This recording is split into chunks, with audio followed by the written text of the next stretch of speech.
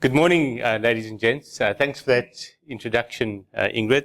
Lucky I'm not a technical person, which is why I need to get someone to show me how to work a mouse. But what I try to do is interpret what's happening in the technical world in language that people can understand. And I find very often the best way to explain what's happening is to show the trends that are reshaping this world. And the trends are quite dramatic. So first I'm going to show you the data that's reshaping our digital world, and very dramatically right now. And then from there I'll go into a personal journey that tells my own story about trying to go paper-free. But it obviously has a parallel in what's happening in the business world in general. So to start with, I want to show you the growth of the internet in South Africa from 1994, when it began commercially in this country, and then projecting it through to the end of this decade. Right now, you can see at the start of the green bars, which is this year, that we're in the midst of the most dramatic rise in internet use that we've ever seen in this country. By the end of this year, we'll have passed the 15 million mark of internet users in South Africa. That's closing in on the 1/3 penetration mark, which is quite a magical figure for a developing country. But then what you see after 2018 is that the graph flattens. Now that's based on a worst case scenario, and it assumes that there won't be significant moves from government or from the regulator to bring down the cost of data, or of course from the cell phone networks themselves, who tend to be the slowest in responding to price pressures. And we believe that there should be a ceiling on the cost of data to allow the mass market to come into this data environment and into what we're calling the digital decade, so that it allows for economic participation in the internet, but also provides the benefits that the internet and digital activity brings to any individual. A very key element of this graph is the fact that most people, when they first come onto the internet, are still very nervous of the environment, and they don't become active participants in this environment from the start. It takes several years to get used to it and to become those participants. And we call that the digital participation curve. And this is what it looks like. The green bars at the bottom are the internet user base pushed forward 5 years. So it shows exactly how many people have been online for 5 years or more in any given year. And you can see in 2013, when we had 13.8 million people on the internet, only 4.6 million of those had been online for 5 years or more. This year, that rises dramatically to 5.3 million out of the 15.6 million that will be online. So a third of the people who are online this year will be experienced internet users. Why that's important for almost any business that is now doing business over the web is that it means that the majority of the market out there is not yet ready to do business with them online, but it is reaching a critical mass. That 4.6 million last year and the 5.3 million this year is now suddenly a critical mass of internet users. If you go back about 14 years to the year 2000, you'll see it was very low, 2.4 million internet users in 2000, and 2001, 2.8 million. But even that was regarded as a critical mass, and a lot of companies invested heavily in targeting that audience. What I didn't understand was that the real addressable market back then was only around 100,000, and then 200,000 in the year 2000, and then 350,000 in 2001. That's not a critical mass, but that's what all this heavy investment was being thrown at. So we had our own version of the tech bubble back in 2000 and 2001. But now, finally, it's really happening. And what we're really seeing now is dramatic growth in the number of experienced users. And I'm going to show you what the graph looks like when we extrapolate it another 5 years forward. Look at 2013, 4.6 million, 2014, 5.3 million, and then look how it keeps rising for the rest of this decade. So the rest of this decade is seeing dramatic increase in the number of people who are experienced users of the internet. They've been online for 5 years or more, and therefore potentially participants in the digital economy. This is the market that is ready for interacting online. This is the market that's ready to move away from paper, if they're allowed to, if they find the right reason to, and if they find the tools that help the digital environment makes as much sense as the paper environment did in the past. But now really is the time for a paper-free environment.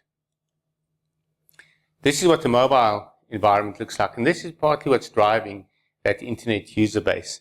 So the first 3 columns, or the first 4 columns, are each of the mobile networks and their numbers of subscriptions, not customers. They like to say this is how many customers we have. That's actually a little white lie, because it's not the number of subscriptions, it's the number of connections. And when you add it up, you can see the clue. So end of last year, 69 million connections. Clearly, they're not 69 million customers.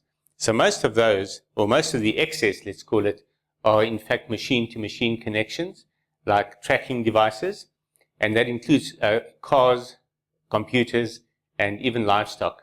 The ostriches in Oudtshoorn, for example, are tracked through GSM SIM cards. So a lot of those users are actually ostriches.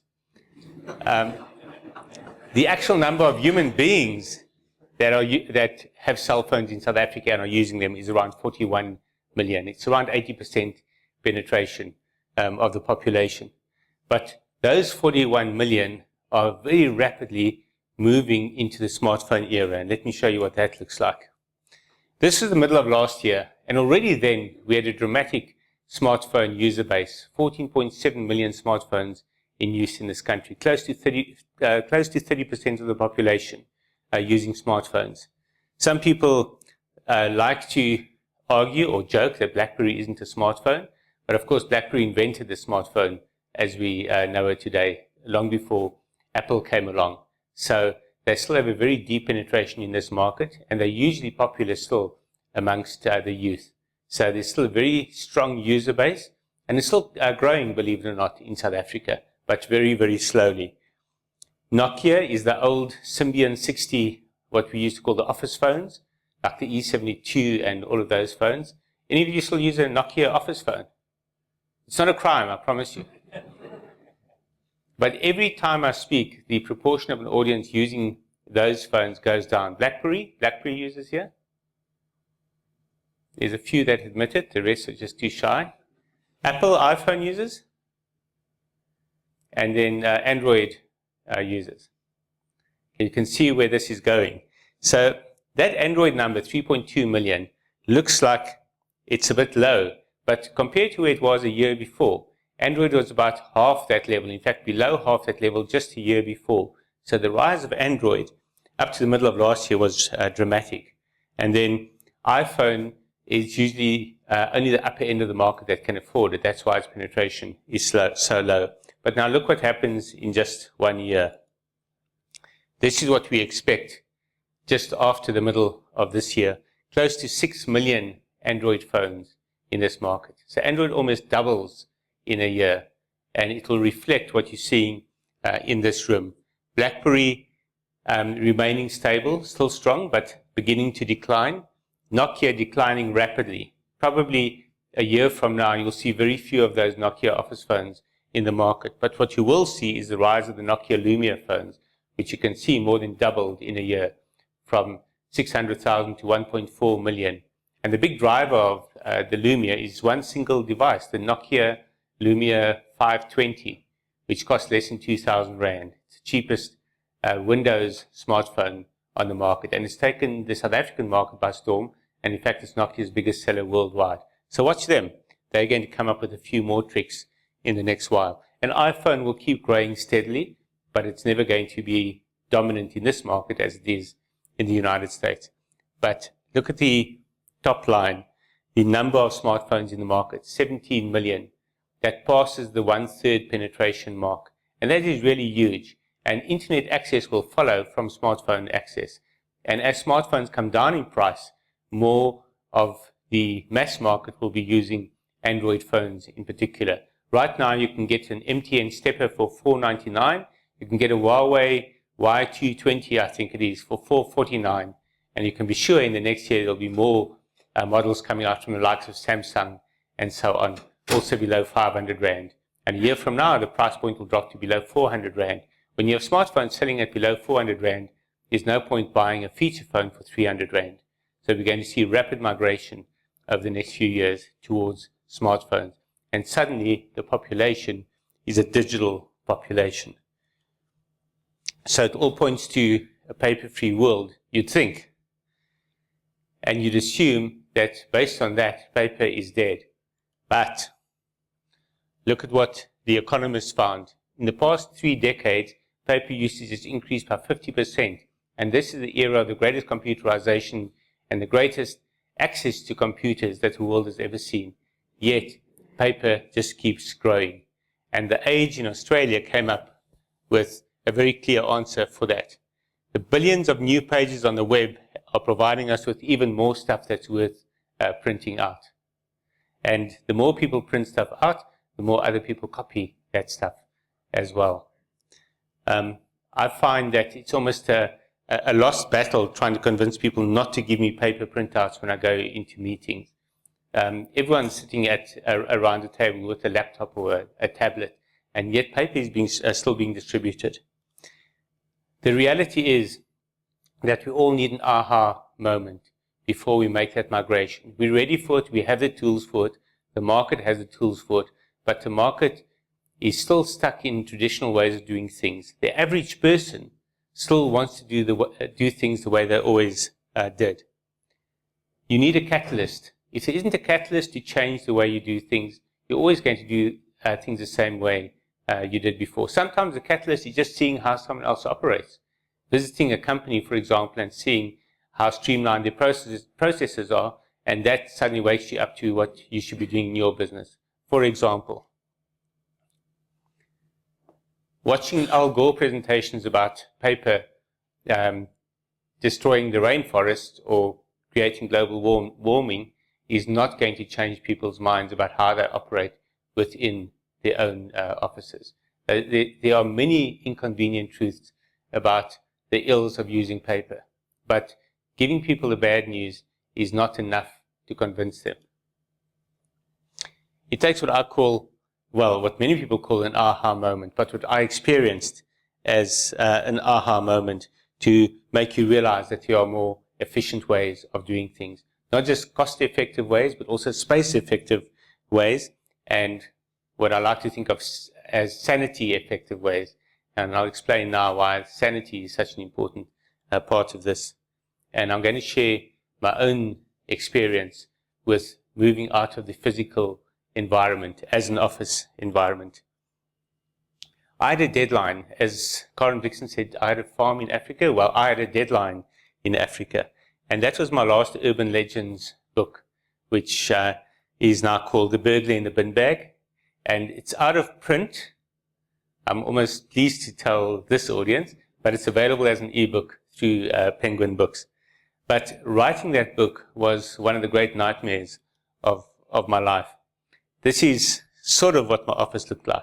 And I actually had to hire someone just to sort out my files, which sounds crazy. Why must you hire somebody just to get your information in order that's supposed to be at your fingertips? But once she had filed everything, I never went back into those files. I kept finding the material I needed in my own computer or on the internet. But the more you file stuff, the more you want to file stuff.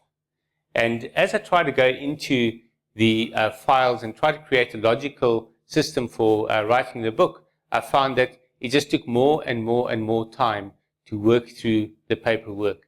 And journalists like to talk about the sound of deadlines whooshing past and how they love that sound. That's how it felt for me. And my book was already a few months past deadline. My deadline had been extended, and I had about 2 weeks to go.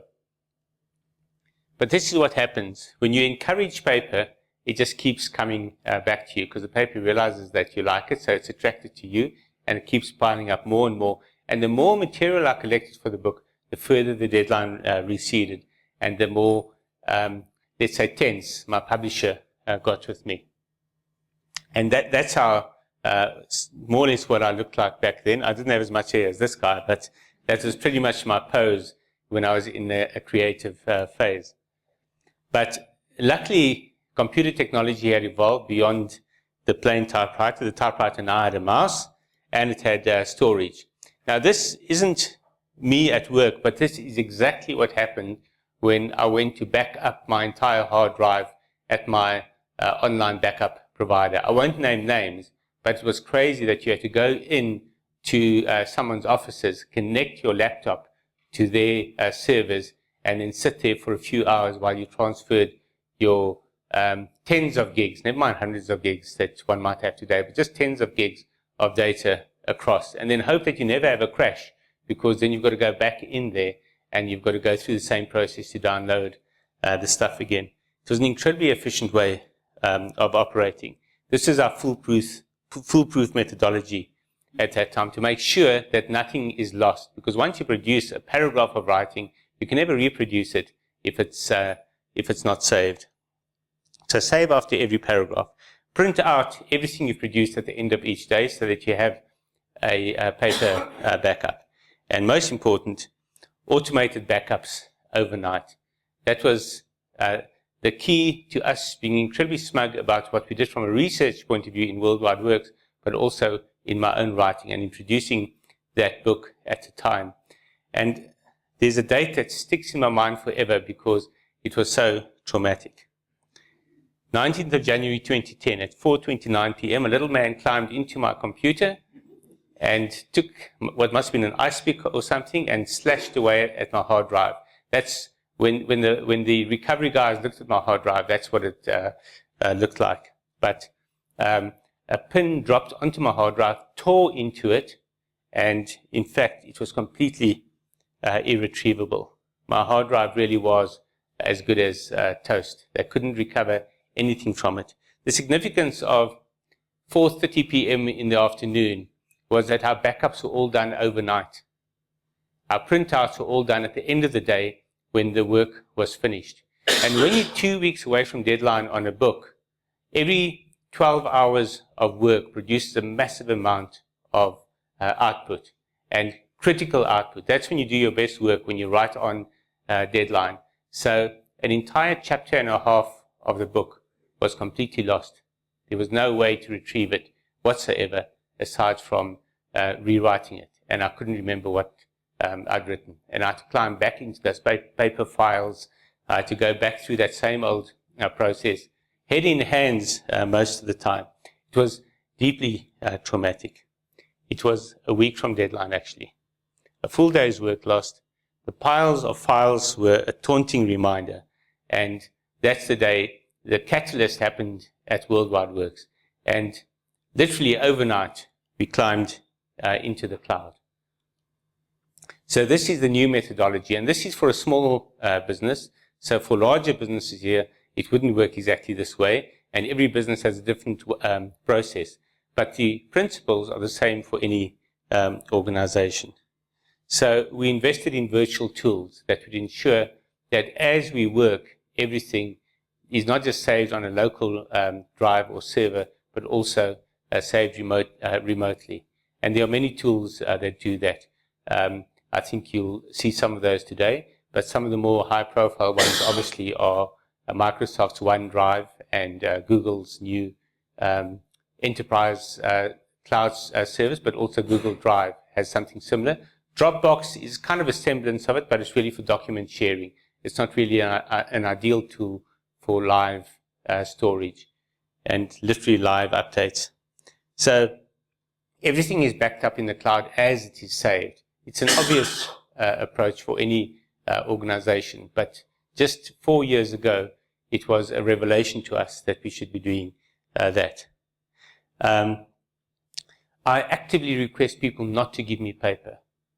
At that time, I subscribed to 5 newspapers. I went through every one every day with scissors in hand and collected clippings that could be used towards our research reports, towards books, etc. That simply doesn't happen anymore, and I now subscribe to 1 newspaper a day, mainly for old times' sake.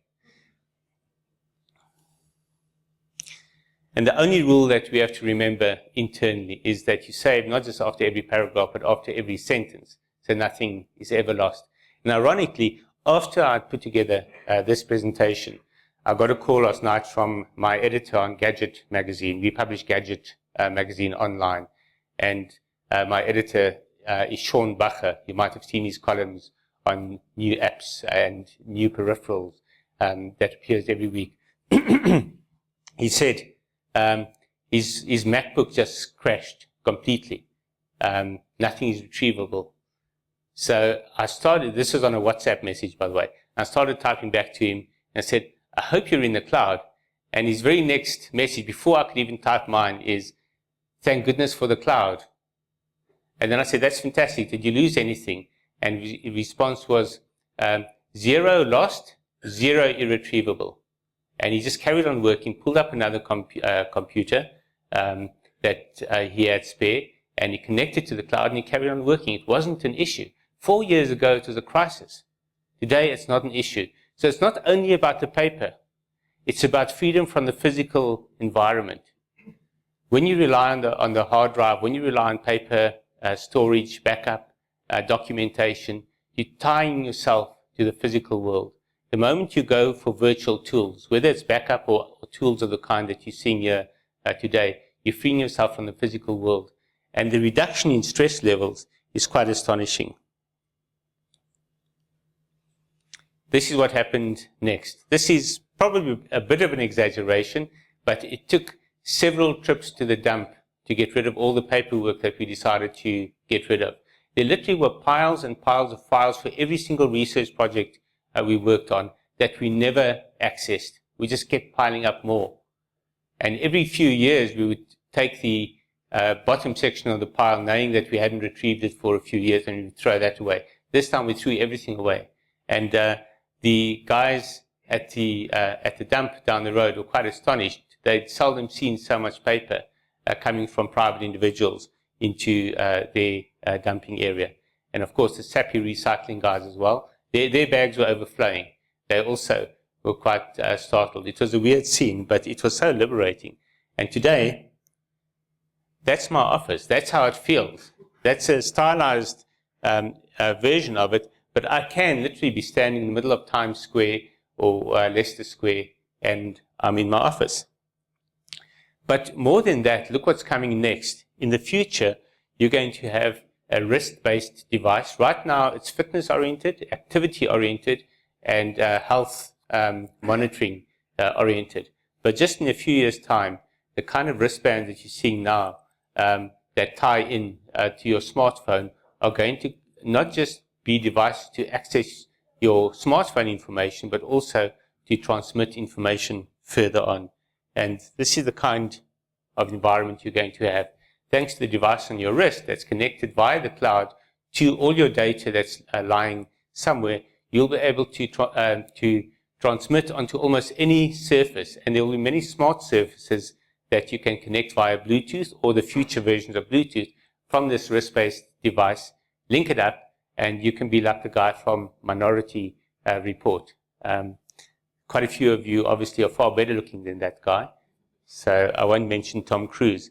But Tom Cruise's Minority Report really was a great example of what the future office looks like, but not confined to his offices. Anywhere where there's a smart surface becomes your office. It really is liberation from dead trees, but also from these kind of disastrous crashes, and also loss of devices to theft and to other causes. It's liberation from the physical world that we're talking about here. So the big question is, are we headed for a paper-free world? Will paper go away? And do all of these arguments mean that the digital citizen of tomorrow will be a paper-free citizen? And the answer is no. It's probably not going to happen. We see paper increase, more information increases. But you yourselves can take the decision to be free from the physical world of the office. Right now, I'm actually at my office. Here's my office. If I go back to my physical office, that's still my office. I can go sit in a restaurant here and I'll be in my office. But only if I want to be. So I'm not necessarily tied to my office. A lot of people feel But if you're taking your office with you everywhere, you never can escape from your office. But that also is a choice. And it's about discipline, both in focusing on your work, but also discipline in focusing on escaping from your work. So it's up to you. But if you need it, it's there. Thank you very much.